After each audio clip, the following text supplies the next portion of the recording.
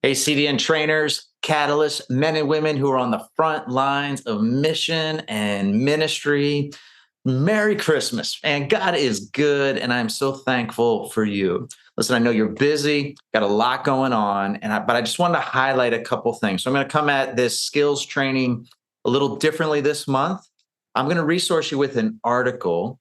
And the article link is in the email that accompanied this. If you're watching this on YouTube, it's going to be in the little description section below.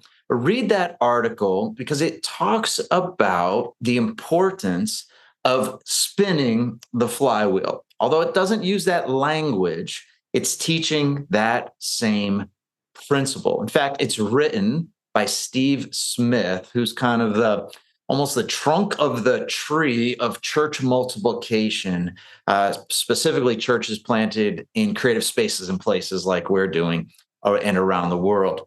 So I want to highlight a couple things for you in this article.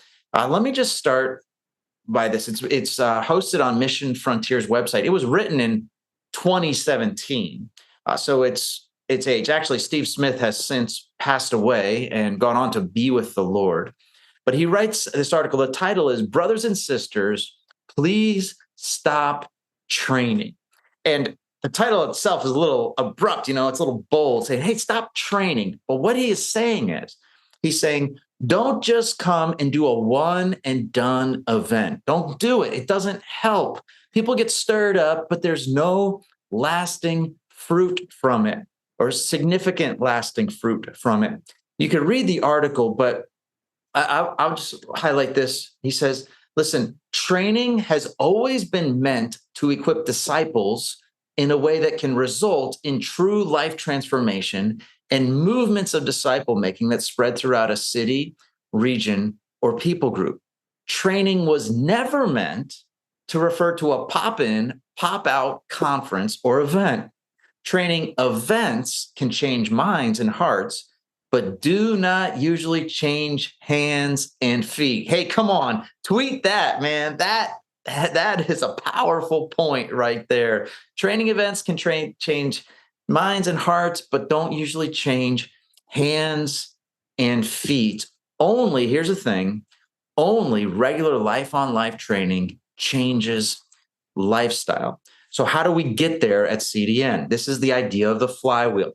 The flywheel is not just come and do an encounter weekend this winter or this spring with your people. No, it's every 6 months, you're gathering people for an encounter weekend. And then remember, in between, you have the guidelines if you're thinking posts and trellis, or you have the yellow bar if you're thinking of our cohort training slide. Encounter weekend, a yellow bar, counter weekend, a yellow bar, a post and guidelines, a post and guidelines. And what's the guidelines? What's the yellow bar? It's discipleship, it's coaching, it's mentoring, it's life on life engagement in this journey together. I want to just read a little bit more. He goes on to say, regardless of what occurs in such pop-in and pop-out conferences, a disconnect emerges if there is little, if any, weekly follow-up. When there's no regular life-on-life mentoring, coaching, modeling, and discipling, the hopes of disciples raised in the training events become dashed. Listen, we've seen it.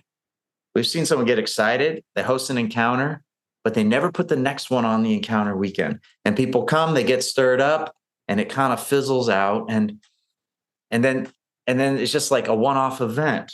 And we have to go back and you do the next encounter. And if it's too far away, it feels like a fresh start all over again.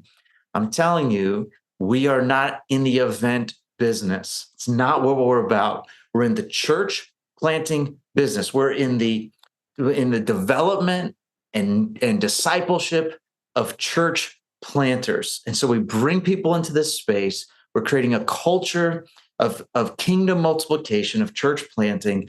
And in that, we invite them to encounter God, and then we walk with them. Your job is to walk with them, to mentor, to coach them in this journey, and come back again at the next encounter weekend and have them affirmed in that calling, actually participate in the call. Maybe they're bringing someone with them to the next encounter. And not only are you coaching them and mentoring at the next one, but they're coaching and mentoring someone after the follow-up encounter, and the flywheel spins. All right.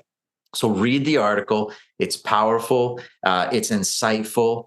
And it's true for multiplication movement. So I know you're doing this. And so that's why I'm so pumped about this. This is going to encourage you. It's going to affirm what's going on within you already. It's going to affirm the decisions you've made. It's going to affirm the schedule that you've laid out for your training centers. And I'm just celebrating you. So thank you for your faith and faithfulness. So read the article. Hey, shoot me an email. I'd love to hear what you think about it. And I hope it encourages you.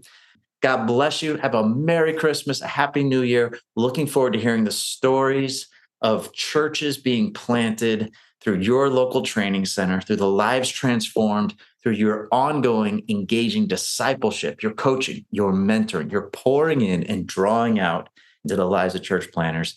Love you guys. Merry Christmas. God bless. Take care.